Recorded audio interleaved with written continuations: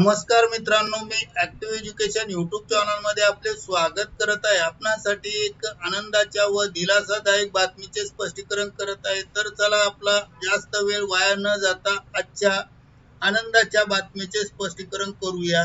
मित्रांनो, आजची मुख्य बातमी आहे ब्रेकिंग न्यूज 29 मे चे महत्वपूर्ण अपडेट। कर्मचारी व पेन्शनधारकांना आजची मोठी खुशखबर, पेन्शन मध्ये मोठे बदल जाणून घ्या सविस्तर। या संदर्भात सविस्तर चर्चा करणार आहोत। तर चला पाहूया संपूर्ण माहिती।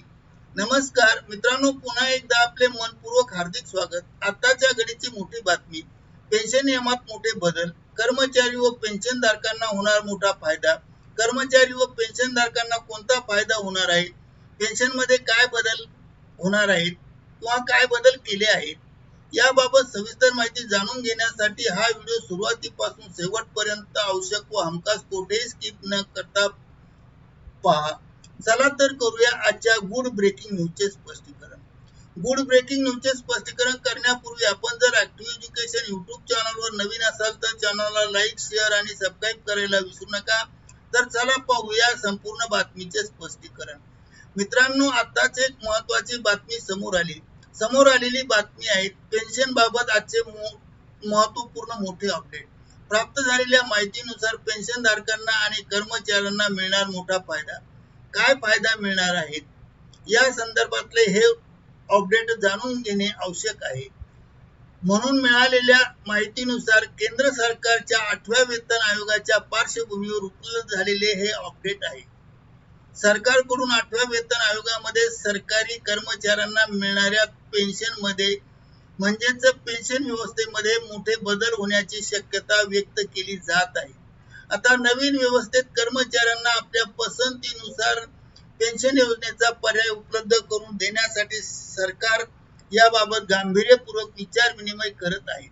विश्वसनीय सूत्राकडून अशी माहिती प्राप्त झाली की कर्मचाऱ्यांना आपल्या पसंतीनुसार पेन्शन योजनेचा पर्याय निवडण्याची संधी उपलब्ध करून देण्यात येणार आहे। 8व्या वेतन आयोगाची जानेवारी 2026 मध्ये घोषणा करण्यात आली, परंतु अद्यापपर्यंत सरकारकडून दिलेली घोषणा पूर्ण झालेली नाही।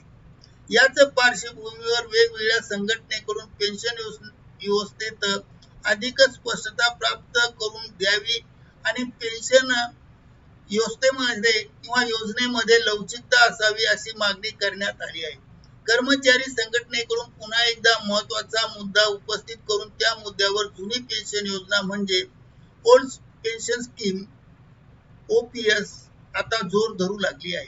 जुन्या पेन्शन योजनेची मागणी सतत पाठपुरावा करू लागली आहे। या संदर्भात संघटना सरकारकडे निवेदने सादर करत आहे। त्यामुळे शक्यता व्यक्त केली जात आहे आता कर्मचाऱ्यांना पर्याय मिळणार आहे। मित्रांनो, देशभरातील सर्व संघटनेचे म्हणणे असे आहे की पेन्शन व्यवस्था अतिशय लवचिक असावी, यामध्ये ताठरतेचे धोरण वापरू नये। सरकारी प्रत्येक कर्मचाऱ्याला त्याच्या गरजेनुसार, वेळेनुसार, आर्थिक नियोजनानुसार पेन्शन योजना निवडण्याचा अधिकार सरकारकडून देण्यात यावा। सध्या 1 जानेवारी 2024 नंतर नियुक्त झालेल्या केंद्रीय कर्मचाऱ्यांना नॅशनल पेन्शन स्कीम प्रमाणे म्हणजे NPS प्रमाणे पेन्शन दिले जात आहे। ही योजना कर्मचारी व सरकारच्या योगदानावर अवलंबून आहे, तसेच बाजारामध्ये होणाऱ्या चढ उतारावर अवलंबून आहे। NPS बाजारावर अवलंबून असलेल्या कर्मचाऱ्यांना या योजनेचा फायदा प्राप्त होत नाही। त्यामुळे आता कर्मचाऱ्यांनी पुन्हा एकदा जुन्या पेन्शन योजनेकडे वळले आहेत, म्हणजेच ओल्ड पेन्शन स्कीम सुरू करण्याची मागणी सतत करत आहेत। याबाबत सर्वोच्च न्यायालयात अनेक याचिका सुद्धा दाखल झालेल्या आहेत।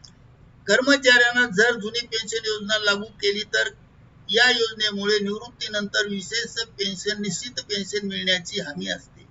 तसेच जुनी पेन्शन योजना ही बाजाराच्या चढ उतारावर अवलंबून नाही। संघटनेकडून जुनी पेन्शन योजना 8व्या वेतन आयोगात लागू करावी अशी मागणी करण्यात आली आहे आणि करण्यात येत आहे। सरकारची भूमिका याबाबत काय आहे, या संदर्भामध्ये आता आपण सरकारची भूमिका मुख्य काय आहे मित्रांनो, मीडियाच्या माध्यमातून प्राप्त होत असलेल्या वृत्तानुसार केंद्र सरकार कर्मचाऱ्यांच्या या मागणीवर सकारात्मक विचार करत असल्याचे दिसून येत आहे. या मागणीवर सकारात्मक विचार केंद्र सरकारच्या पुढे आला आहे.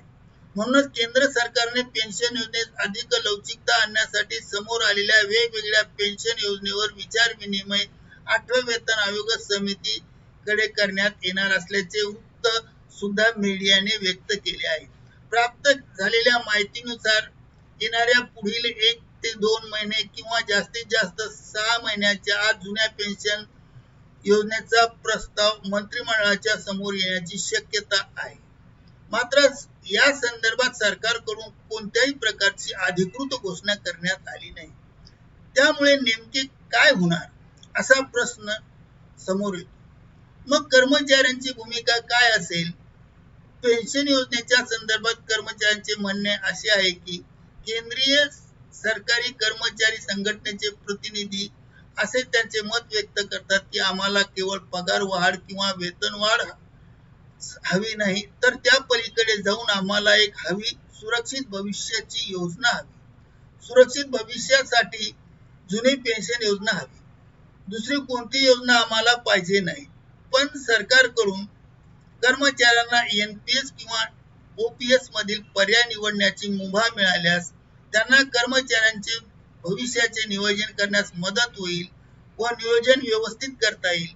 सरकारने 8व्या वेतन आयोग लागू करताना आयोगाच्या शिफारसी सोबतच पेन्शन मुद्द्यावर सुद्धा विलक्षण निर्णय घेणे आवश्यक आहे. सरकारकडून उचित निर्णय होईल अशी शक्यता व्यक्त केली जात आहे. तर देशातील लाखो कर्मचारी पेन्शनधारक या योजनेकडे म्हणजे जुन्या पेन्शन योजनेकडे लक्ष देऊन पाहत आहेत. खरंच जुनी पेन्शन योजना सरकारकडून 8व्या वेतन आयोगात लागू होईल का? हा एक मुख्य प्रश्न आहे. याबाबत कोणती भूमिका अद्यापपर्यंत निश्चित अधिकृत नाही. फक्त पेन्शन बाबतीत बदल होईल असे अस्पष्ट शब्दात सरकारने मत व्यक्त केले आहे. करिता ऍक्टिव्ह एज्युकेशन YouTube चॅनलने आपल्या माहितीस्तव हा व्हिडिओ व्हायरल केला आहे. धन्यवाद. थँक्यू.